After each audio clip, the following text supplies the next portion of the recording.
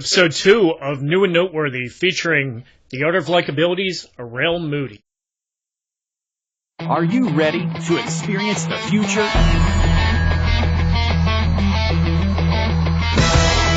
Welcome to the New and Noteworthy podcast, where it's out with the old and in with the new. Dave Westwood brings you the celebrities of tomorrow as today's newest podcasters share their stories, their journey, and their show. So get ready, because the New and Noteworthy podcast starts now.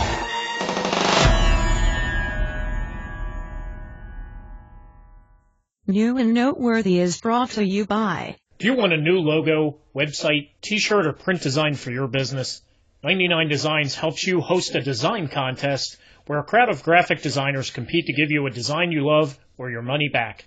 Go to newandnoteworthy.net/99designs or click the 99 Designs banner on our website to learn more. Hey, this is Dave Westwood, and thanks for joining us today on New and Noteworthy. My guest today is Arel Moodie, and he is the host of Art of Likability, and he has a really fascinating story. He came from the projects in Brooklyn and went to speaking as a keynote speaker in the White House. He's also spoke at TEDx at Syracuse University on the topic of likability. He was featured in Inc. magazine's 30 Under 30, and he's the founder of the College Success Program, which conducts events to help students succeed not only in school, but in life. So without further ado, let's take you to that interview with Arel Moodie. My next guest today is a motivational speaker, best-selling author, and a member of Inc. magazine's 30 Under 30. Arel Moodie is the host of Art of Likability, and you can find his podcast on iTunes and Stitcher. So, Arel, welcome to the show. Very cool. Thank you so much for having me. I'm excited to be here. Oh, no problem. It's an honor for me as well. So tell me what the Art of Likability is all about. Sure. The Art of Likability is based on a very, very simple premise that we do business with people that we know, we like, and we trust. And the idea is that if all things were equal, if you had two people who were extremely talented and skilled and all those other things, but you really liked one of the people and you didn't like the other, the person that you liked would win, 9 times out of 10. So the idea is there's some things about likability that are very easy to replicate, very easy to do, that a lot of people just don't know, or maybe they forget or overlook. And our goal is to take these simple ideas and help people increase their likability so they can increase their relationships. They increase their relationships, they can increase all areas of their life, whether business or personal. Gotcha. So when I hear business experts talk about, a lot of the traits that are needed to be successful, likability is typically not one of them, though, although, like you said, it's a real simple concept. Why do you suppose that is? I think that it's kind of the overlooked sleeping giant, if you will. A lot of people who are very charismatic or very talented, they do a lot of it kind of by default almost. It's almost like a gift that has been given to them, that so they don't think about it much. But when you take individuals like myself, who was not born with being the most charismatic person, I kind of figured that, well, I'm just not lucky, or that leader over there can just walk into a room and light it up, and that's just something I'll never have. And then what I realized is that there are very specific things people can do. There are very specific, repeatable things that once people learn, they can incorporate it. So a lot of those people who are charismatic and likable and can walk into a room and just take it over, we're saying, how do they do that, and how can that be accessible to everyone? And then when you apply it, you'll start seeing a lot of the same results that those big-time people make. So clearly this is a learned behavior, not something that someone would be born with. I think it's both, actually. I think there are some people that they say, oh yeah, I have that skill set. Like if you look at someone like, I say Will Smith. Will Smith's a very likable guy. He's very charismatic. People just seem to be drawn to him. I don't know a lot about his personal story. I don't know him personally, obviously, but I can imagine that a lot of things that he does naturally he may not even think twice about. But someone else who might say, hey, I want that same star power. I want to be able to, command a room and have that same likability as Will Smith. If you ask Will, he may not be able to really give you ideas. A lot of times when you get advice about likability stuff, it's very vague. It's like, well, be yourself, or, make other people feel great. And you're like, all right, but how do I do it? And the how part is what we go over. So for some people who are naturally born with it, those are the lucky folks. And for everyone else, like myself, we have to learn it. But the good news is you can learn it. Now, you mentioned how you learned it and you've kind of evolved into the place where you're at now. You've done a lot of really cool things. I was reading over your bio, and we went over a little bit at the top, but for people that haven't listened to your show or have heard of you, love to get a little more about your background and your story and how you kind of ended up here doing a podcast. Yeah, absolutely. The background of me is I grew up in the projects in Brooklyn, New York, on welfare in the inner city for, the first 18 years of my life. And it was a very challenging environment and very difficult, and I never really felt like I fit in. And I had a lot of the challenges that I think happen within the inner city. And as I got older, I would always see people who were funny and everyone seemed to like them, and I just never fit into that. And I kind of became obsessed, saying like, well, why can't I have what those other people have? So I became really interested in it. And when I got into college, that's when it really took off, because I got interested in entrepreneurship, and I wanted to be this successful business person at a very young age, but I had no skill set, I had no talent, I didn't really have anything I thought that would really carry me very far.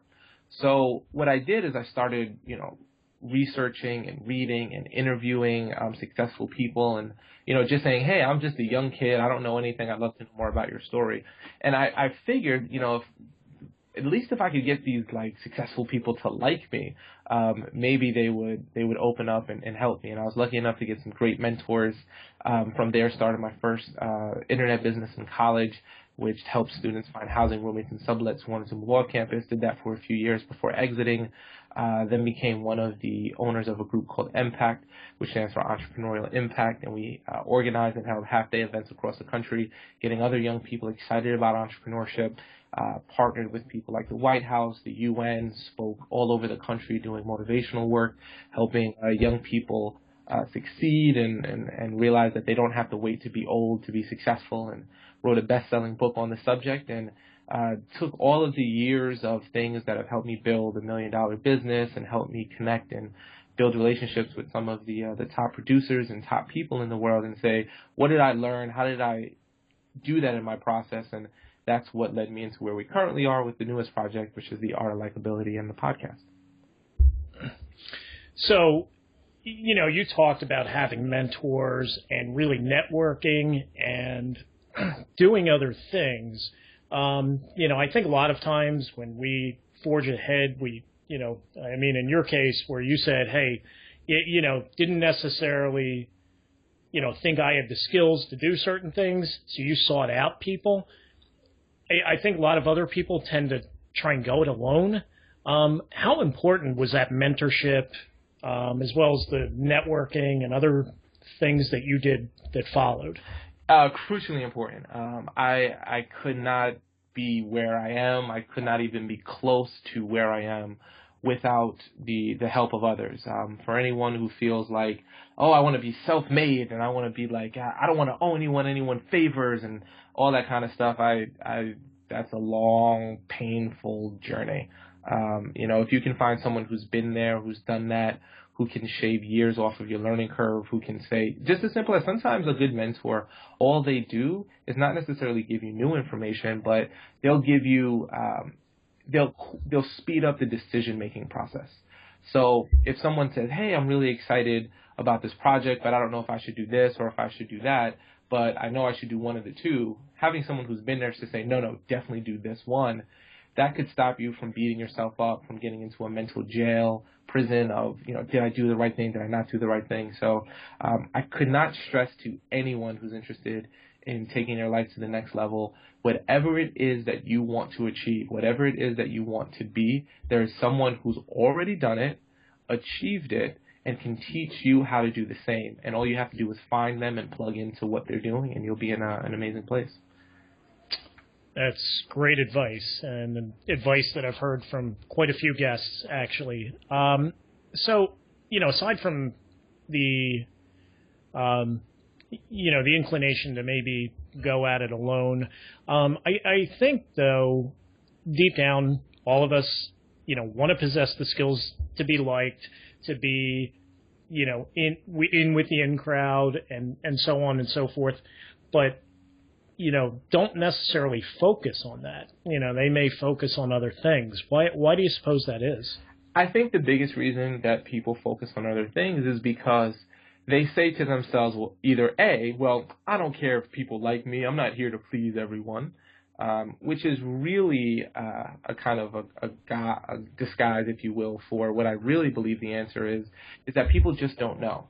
And what I found is that if you don't know something, it's easier to either say it's not important or it's easier to say that you don't care about it, especially if it's something that's a little bit more on the softer skill side.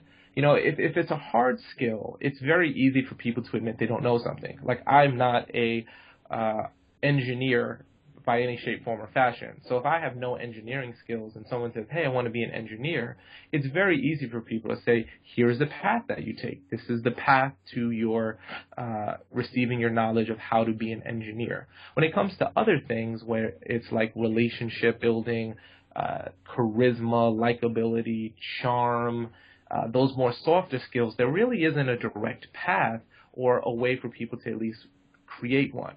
So instead of saying like, oh, I'm going to go on this path, they don't know what the path is. And if they do know what the path is, it's kind of like the stigma that I think online dating had maybe 10 years ago. Like, if you were online dating 10 years ago, it's like, oh my God, what's wrong with you? Why are you online dating?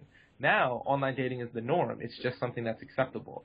So I think that's what we want to do with our podcast, is make the idea that these softer skills can be learned, and there's no stigma with wanting to build it if you don't already have it.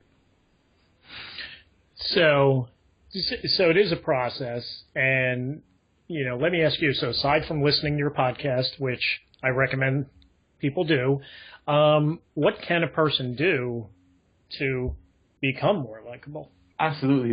There's some amazing skill sets that can change people's lives. One of the things that I recommend doing, first off, is a simple mindset switch about it. I would say whenever you encounter someone that you just really like, their personality, their way they manage a room, their leadership skills, whatever it is, make your mindset to be, what is it specifically about this person that is so special? I think a lot of times we think about just the experience. We go, man, I really love talking to Dave. He's just really great and so awesome. But people don't go the step further to say, what is it about Dave that is so interesting? Why is it that when I talk to Dave, I have such a good experience? It's taking that one step deeper to be reflective, which really opens up ways for you to become what I call a likeness connoisseur, where you kind of pick and pull from these different experiences of your life that you already had and incorporating what you think fits best into your personality. A simple example of this, I remember I had a conversation with a gentleman, and I loved, talking to him. And then I realized after months of knowing him and meeting him, I didn't know anything about him. I love this guy. He was so great and so likable. But I was like, I don't actually know anything about him. And I realized the reason I don't is that he always put the attention on the person he was speaking to. He would always, when he talked about me, it was never about all the cool stuff he did this weekend. It was, what did you do this weekend? Oh, man, that's so amazing. Tell me more. Why did you do that? Oh, that sounds so cool. Oh, you make such great decisions. And I realized that I liked that aspect of him, is that he kind of put the spotlight on the person he was speaking to. So I decided to kind of take that and put that into my utility belt and start doing that myself. So when I have conversations with people, I like to tell people it's the spotlight technique. You want to imagine you're a stage director with a spotlight, and you want to shine the spotlight solely on the person that you're speaking to. What most people want to do, which is the most difficult thing, and I challenge anyone listening to this to do this in your next conversation, and you'll see how difficult it is to make the conversation solely about the other person and not interject any personal thoughts or feelings or personal stories. It's a great example of this is if someone says, "Oh, I'm so excited. I just came back from my mountain biking trip with my family in Colorado." I'm just making this up. We had this great mountain biking. Instead of the person listening to say, "Oh my gosh, that's so amazing. Tell me more about the mountain biking. You know, what trail did you go on? How long?" Like, instead of actually the person being interested, they'll probably respond, "You went mountain biking? I love mountain biking. I went mountain biking, just last month, and I had a great time, and it was this great trail." Like, so they take a moment where they could shine the spotlight on someone else, and they shine it on themselves.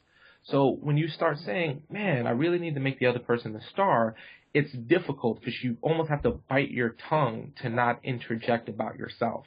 But the more you do that, the more likable you become.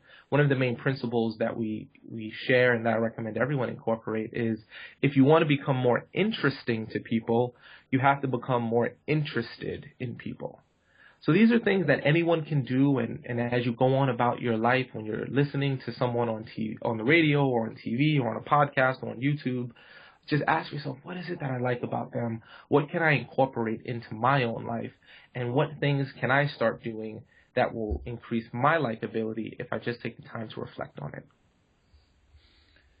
So that's, as you mentioned, that's certainly not the norm for most people because, like you said, they'll try and relate by saying, "Yeah, I like that too."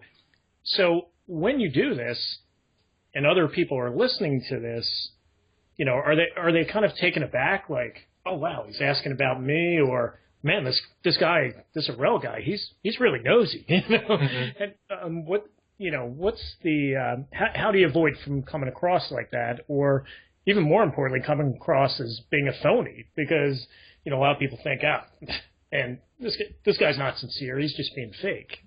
Yeah, I think there's a few ways to do it. Number one, you genuinely have to be interested in people. I say, like, you have to be a Sherlock Holmes and truly want to investigate someone. I think people can genuinely tell if you're just fluffing them or if you're just kind of use them or whatever the case is. So first you have to genuinely build an interest in other people. And I think that you can feel it. It's kind of like similar if you've ever been with someone and you can tell they're not mentally there, they're thinking about their email or their other project while they're having a conversation with you. You can just tell that person's not really 100% there, and it comes off. They can say all the right words and do all the right things, but you can tell they'd rather be somewhere else. So if you'd rather be somewhere else, people can feel it. So one of the things that I recommend people doing is two things. Number one, when you're talking to someone, if it's possible, it's not 100% always possible, but if it is possible, you want to pretend, or not pretend, but you want to act as if that person is the only person that exists in the world. Imagine if you were meeting a president or your favorite celebrity. What kind of attention would you give that person? So you're walking down the street and all of a sudden, boom, there's the most important person you want to meet. You love their movies, you love their books, whatever the case might be, and they want to have a conversation with you. What kind of attention and focus would you give that person? And that should be your norm. That should be how you interact with everyone. And even within 10 seconds, someone can feel like, wow, this person made me feel like I was the only person in the world that existed and I loved it. The second thing I would say, which is more of a technical skill, is when you do try to find out more about people, you want to use softening statements. These are a very important technical skill. A softening statement makes questions more, it's kind of like the sugar that helps the medicine go down. If I was having a conversation with you, Dave, and I was like, "Hey, Dave, where are you from? What do you like to eat? What's your favorite movie? Where'd you go to school?" If I just said that in that kind of rapid fire way, it's a little bit alarming and a little bit kind of actually unlikable and off-putting. But instead, you use softening statements where you say things like, "Hey, what school did you go to? Oh, you went to Drexel University. Oh man, that's such a great school. Man, you must have had a lot of fun there. Were you involved in any schools, any clubs at Drexel?" So it's like you can repeat back what they say, acknowledge it, and then use that to springboard into your next conversation. So it feels like a flowing conversation. But if you just pepper someone with questions, they're going to feel a little taken back. So then, when you're getting familiar with this learned behavior and you're doing this, is there a tendency or can it happen to where you're like, not wanting to talk about yourself, when they're returning the favor and they're genuinely asking about you, and is there a tendency to maybe like clam up because, you're trying to focus on putting the spotlight on them? If someone clams up or if you put the spotlight on it, it's definitely something you should be aware of. I think that a lot of folks, one, are not used to the spotlight being put on them. So typically what I found is 95% of the time, people actually welcome it. Most people don't actually ask questions because they care. They ask questions so that they can wait for their turn to answer what they just asked. If I say, hey, what'd you do this weekend? I really don't care what you did this weekend. I can't wait to tell you all the cool stuff I actually did, and I need to find a way to get in. So I tend to find that 95% of the time people actually welcome you being genuinely interested in them.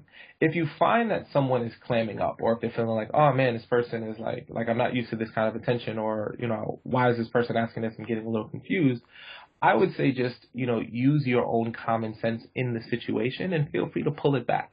So if I'm having a conversation with someone, I'm like, oh, man, it's great to meet you. Where are you from? And they're like, oh, the West Coast. Oh, that's great. Like, where are the West Coast? I love traveling over there. Outside of Utah. And then you realize, like, they're, like, giving you these, like, vague answers. They may feel uncomfortable. And if they feel uncomfortable, I wouldn't acknowledge it. I would just say, oh, man, and I would just be quiet and wait for them to ask me questions. If they don't like me asking questions, and when I'm quiet, they don't like to ask me questions, that's just going to go ahead and be a conversation that you end and you move away from. You can't win them all. One of the things I love to, I like to share this, which is important, you can build your likability skills. It's very important, but it is impossible to make everyone like you. That's not the goal. The goal is to increase it, not to get 100%. There's going to be some people that rub you the wrong way, that you rub the wrong way. It's about 5%. No matter what you do, no matter what happens, there's going to be 5% of the people you meet. So if you meet 100 people, 5 of them, no matter what you do, no matter what you say, will not like you. So if you're having a few conversations and they don't go well, feel free to step away. If they go above that 5% number, that's when it's really important to take an internal focus and ask yourself what needs to be changed about yourself. Gotcha. And then as far as, kind of aside from kind of walking away and stepping away, any other advice for those people that, are going to hate, for lack of a better term, any other advice as far as kind of dealing with that so it doesn't affect how you treat the other 95% of the people that like you? Yeah, definitely. The first thing to say is what we forget when we're in it, but it's a very important idea that makes sense when you hear it. Let's say, for example, I'm doing sales calls, right? So I'm doing cold calling, I'm picking up the phone, and I'm calling random people trying to sell them something. It's a very hard job and very, very difficult. If you go on a string of, like, say, 10 phone calls that go really, really, really bad, your mindset becomes this 11th phone call is just going to be as bad, like I'm having a string of bad luck. But in actuality, that 11th call has nothing to do with the 10th, 9th, 8th, or anything before them. They're all individual events. So if I have a conversation with someone, I have a bad experience or, it just doesn't go well, I don't start saying to myself, see, nobody likes me, I'm an idiot, I hate this, I'm just dumb, I don't want to do this anymore. Because you bring that mental garbage into your next conversation, and then you have the self-fulfilling prophecy. The most important thing is to notice that every situation is an isolated incident, that if something bad happens from it, you can say that has nothing to do with what's going to happen next. Let me cycle through my emotional feelings and know that it's okay for me to feel bad, shake it out, and then move on to the next one. Just know you can't win them all. And when you lose, a lot of times what happens is people get into a losing mindset. I'm a loser. And they bring that into their next conversation, and they're feeling like a loser, and then they do loser things, and then the person thinks they're a loser, and then it is a vicious cycle. So take a break, shake it out. Take a mental vacation for 5 minutes, go somewhere, watch a YouTube video, and then, go back into that next conversation, that next phone call, that next meeting, realizing that, I think Chauncey Billups, he was a NBA player for the Detroit Pistons when they won their 2004 championship, and he said something that stayed with me, and I loved it, and I think it kind of wraps this idea up. He says, he was interviewed, and they said, Chauncey, what makes a champion? And his response was a very short memory. And I loved it because, if you win yesterday, it doesn't mean you're going to win tomorrow. And if you lose yesterday, it doesn't mean you're going to lose tomorrow. So having that focus on the challenge ahead of you will keep you in the right mindset for doing your best. Well, it's interesting you brought up an athlete, because I think it kind of draws a pretty big parallel to my next question. And that is, when you look at people, particularly like athletes and celebrities, sometimes they can have kind of split personalities. Out in front of the public, when the camera's on, they can be the most likable people in the world. And then behind closed doors, they are just miserable, rotten people that you don't want to be around. So, with this skill set, in an everyday world, because, if we're talking about business and professional development versus personal development, can someone truly be a likable person in the workplace, but not at home, or vice versa? Well, what I would tell, unfortunately that does happen. You see these people who are like golden boys and girls in one avenue, and then in another they're just not the case. Or, you have that person who at work they treat their workers really awesome, employees and coworkers, and they go home and they treat their wife and kids like, second-class citizens. A mentor of mine said this to me, and I really loved it, and he said that I don't like to lie, and I don't like to be someone that I'm not, because it's easier for me to remember what I said and what I did. And I always liked that idea that, being a public success and a private failure is never anything that is advantageous. So we really should work towards, and the only difference between persuasion and manipulation is your intent. If you learn all these skill sets that are out there about likability that we teach and that you can pick up from a lot of great resources, and you use them to, only get over on people, you're manipulating people. But if you use them to genuinely make people's lives better, to make your life better, you'll truly find that you live a happier and more fulfilled life, and that's the best way to do it. And today, frankly speaking, it's so easy for people to find out how bad you are. Just ask Donald Sterling, the owner of the LA Clippers. If you're a good person in public but a bad person behind the scenes, it can come back to bite you. So if you're just a good person throughout all situations and you have a good mindset, you can use these strategies as persuasion and not manipulation. So it's kind of like using your superpowers for good, not for evil. Exactly. So on your podcast, you have a lot of different topics. You've done quite a few shows now, and they're kind of quick hits, shorter podcasts. But what types of topics will listeners hear on your podcast? We cover a large gamut. One of the things that we do is we have very short programs, usually under 10 minutes, where we go over one specific actionable oriented thing and the mindset and the strategy behind it. We just started playing with some longer interviews, and we'll probably mix those up a little bit, where we'll have some long form content interviews similar to the one you and I are doing, and also a lot of short ones. I like the short ones because people can just grab a quick tip, on their way to work and apply it that day and, see how well it works for them. So, we cover topics ranging from how to have better conversations, how to lead, how to sell, how to be more interesting in your everyday life, your personal life. So we really want to cover personal and professional situations, and we do it and we mix the bag up. I think that to be likable, like you said, you don't want to be in one situation and not another. So we want to cover as many as we possibly can in our personal spheres and our professional spheres. We haven't gone into relationships or dating or anything like that, and we probably won't. But, anything's not off the table. But if you want to learn how to, in your office, do better in your managerial or leadership position, have more people work hard for you without you having to be there or be a micromanager, it's going to be the type of podcast that's going to help you really be a better leader and hopefully a better friend. Gotcha. So now, as I mentioned, in the top of the show, you're a motivational speaker, and you've spoken publicly to over 175,000 people. So my question for you is, Do you find podcasting where you're just sitting in front of a mic talking to air more difficult, or standing up in front of 1,000 people and letting it rip? Yeah, it's a very interesting question. I love people. I'm generally, one of the things I can say I'm genuinely interested in is just finding out about people. So, one of the cool things about a speaking engagement, and I speak to, groups across the country, 46 states so far, 175,000 people. What I love about it is you get instant feedback. If I say something and it works, I can see it. If I say something and I'm like bombing, I can do something very quickly to fix it. When I do a podcast, it's kind of me in the air, like you said. And when I'm done with an episode, I'm like, I don't know. All right, we'll see. We'll see how that goes.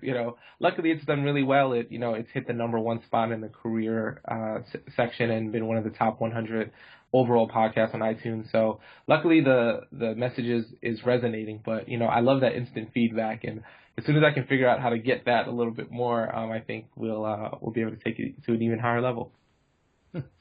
Great. So what do you think has been your biggest challenge to starting your podcast? Honestly, there's two challenges that drove me crazy. The first one was, what do I want to talk about? I think a lot of people say, like, well, I want to do a podcast and I can go here, I can go there, I can go here, I don't know where to go. So kind of just narrowing it down. And then the second thing, which is, it sounds silly, but it was a huge stopping point for me, was understanding the technical side of it. Like, I didn't know what an RSS feed was. Like, I'm like, okay, if I record it, what do I do now? How do I get it on the iTunes? Is there what is that process like? So once I figured out what a general idea of what I wanted to talk about, and then figured out there's a lot of great ways to upload your content and create the RSS feed, that really just sped things up for me tremendously.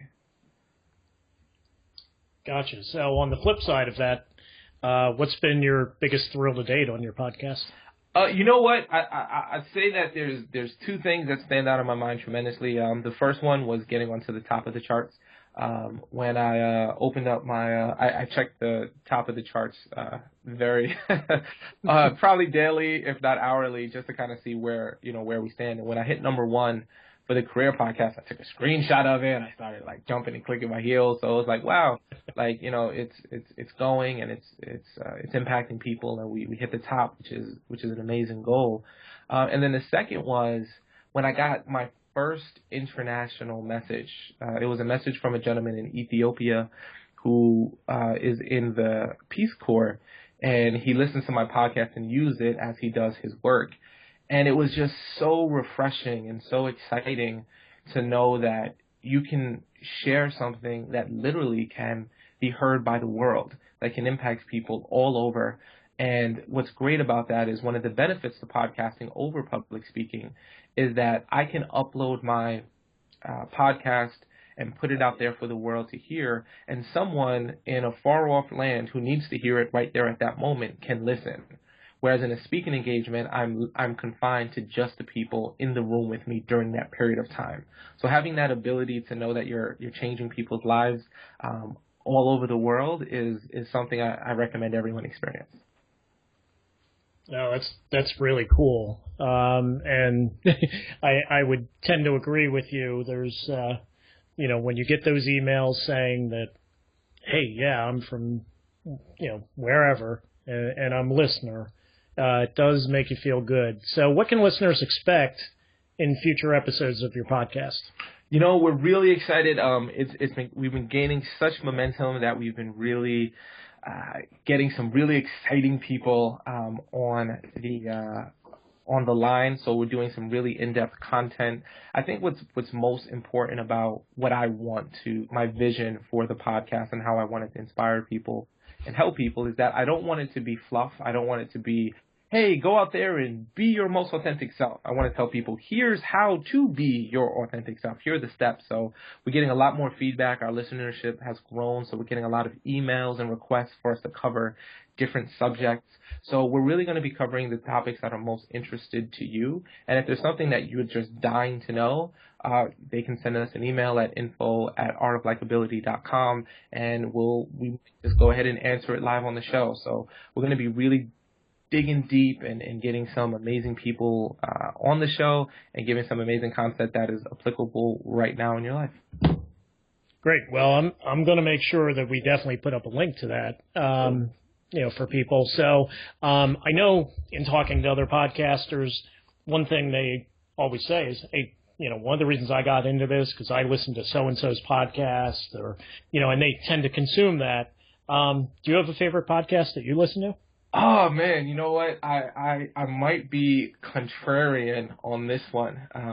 The reason why is there's a lot of great podcasts out there, I'm sure. I actually got inspired to get into podcasting because at first I was looking into different mediums of kind of broadcasting and sharing my message. And I was going to do a YouTube channel, which is still a great medium, but I didn't like the YouTube channel for the idea of I needed to have like lighting and, the editing process was a lot more intense.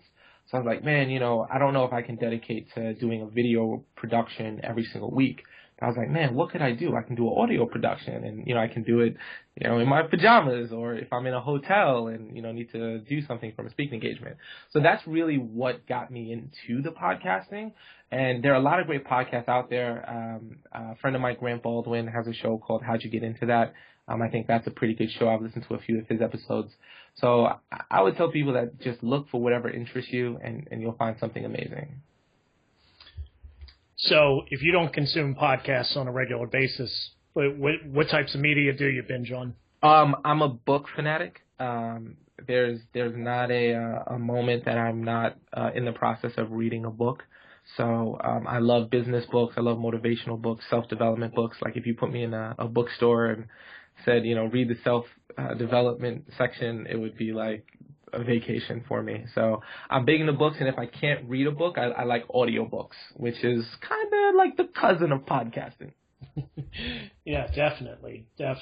So, now that you've kind of gone through this journey, if you had to start over from scratch, what would you do differently as far as podcasting? You know what? One of the most important things for podcasting when you get started is do your research on how to I think that one of the things that I would do, this is what I would do. So I started my interviews, and what I did was I interviewed people who I thought are very interesting people and had something important to share, which is important. I'm not saying not to do that. What I would also recommend people thinking about is the reach side of the people that you're interviewing. So if you can interview someone who has a big reach, like they have a lot of followers on Instagram, Twitter, they already have a big podcast themselves or a huge email list, if you can find someone like that, even if you don't know them, most people accept interview requests, interview those people in the beginning, because odds are the person you interview will send a tweet or a Facebook message or a LinkedIn post or an email to their list saying, hey, I just got interviewed by, Dave Westwood, and, go ahead and check out the interview. I really had a lot of fun.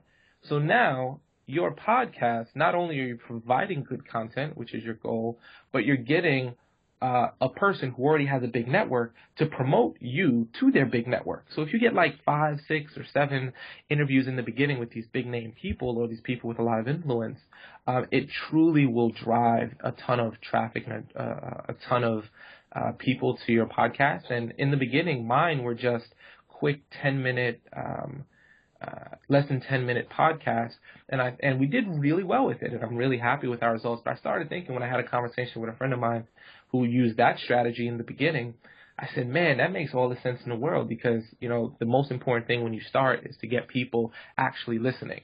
What's the best way to get people listening is to get people talking about you. And if you can get your hosts who will 100% talk about you to their followers, you can do some really awesome free promotion.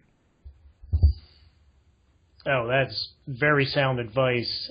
Definitely cannot agree with you more with regard to, finding someone of influence that can give you that reach. So, as we close out, just one last question, and that is something I ask everybody. So people get to know you through your podcast and, through looking you up and reading about you elsewhere. Tell us something that your listeners probably don't know about you already. Good question.